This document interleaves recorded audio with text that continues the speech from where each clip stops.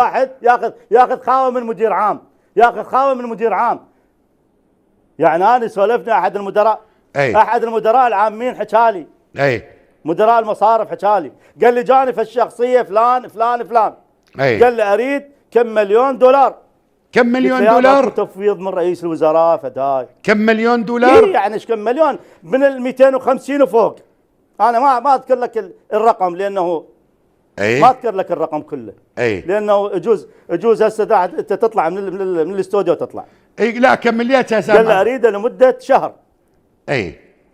اريده لمده شهر. قال لي يابا ورقه من رئيس وزراء شلون ابوبها اني؟ قال لي يعني انا تقول لي روح جيب لي ورقه من رئيس الوزراء؟ صدق؟ مو عيب؟ فيقول انا بعد ما قدرت. ما يستحي هذا المدير العام. يجوز واحد ابدا ما يستحي.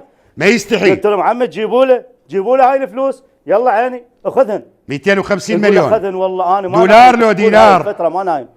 250 يعني استاذ حسن. اسبوع 10 ايام يقول ابو هاني عاشر خابرني قال يابا شكرا جزيلا هاي رجعنا لك الفلوس. رجعنا لك الفلوس. رجع الفلوس مو دولار، رجعها عراقي. قال عمي وتحملتها على لحيتي، انا فرق العمله انا صرفتها ورجعتها للخزينه مال المصرف. يعني تعتقد اكو هيك بدولتنا، اكو بالدول العالم؟ يعني انت تشوف، يعني تشوف تقرا هذه بيا قراءه بيا دوله. هاي دوله يعني هاي يا حكومه دولة احنا ابو هاني هاي الوليد هذا الله يكتب سلامته. اولا اخذ 250 مليون دولار لو دينار؟ دولار بزمن يا حكومه هاي عبد المهدي، بزمن حكومات متعاقبه. من الولد القديمه. اي شيء يسوي هو ابن الدوله ومحتاج، واللي يحتاج يمون على الطيبين. اشتغل بيهن ايش قد ظل يمه؟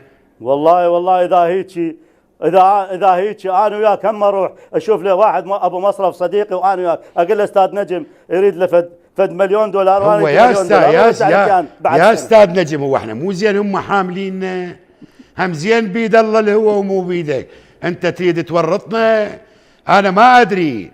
يعني هذا الحكي احنا ذا نظل نسولف انا وحسن. والله يا حسن يا ابني تلقى الضيف حيبيه طابع المدير العام ياخذ له 250 مليون دولار محتاجهن. يابا اكثر من هذا المبلغ، بس انا ما ذكرت لك المبلغ بالتفصيل. لا العباس عليك ذكره، العباس عليك ذكره. داعت حسن ذكره. المبلغ 500 مليون دولار اخذهن.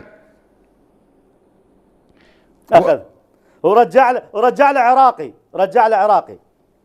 زين وهذا المدير منين كمل الباقي؟ هم اذا كل ورقه هي ال 500 كمل لانه المدير هم حرامي. المدير هم حرامي. ال 500,000 50 شده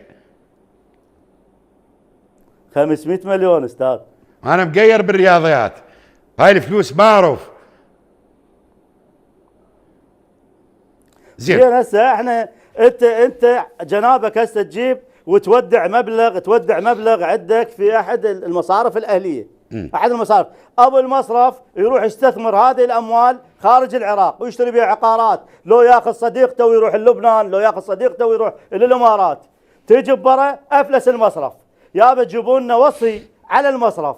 يابا احنا المواطن انا خليت فلوس بالمصرف، اريد فلوسي، عندي 100 مليون، عندي 200 مليون، يقول له والله نعطيك مليون مليونين تريد هسه. احنا هسه لازم الوصي يجي يوقع. هذا شلون ابو البنك المركزي؟ بس خليني اقول لك، البنك المركزي مو حرامي؟ خليني اقول لك، حرامي اللي يعطي هيك مبالغ ويخلي وصي. هذا يجب محاكمته، هذا مدير المصرف يجب محاكمته.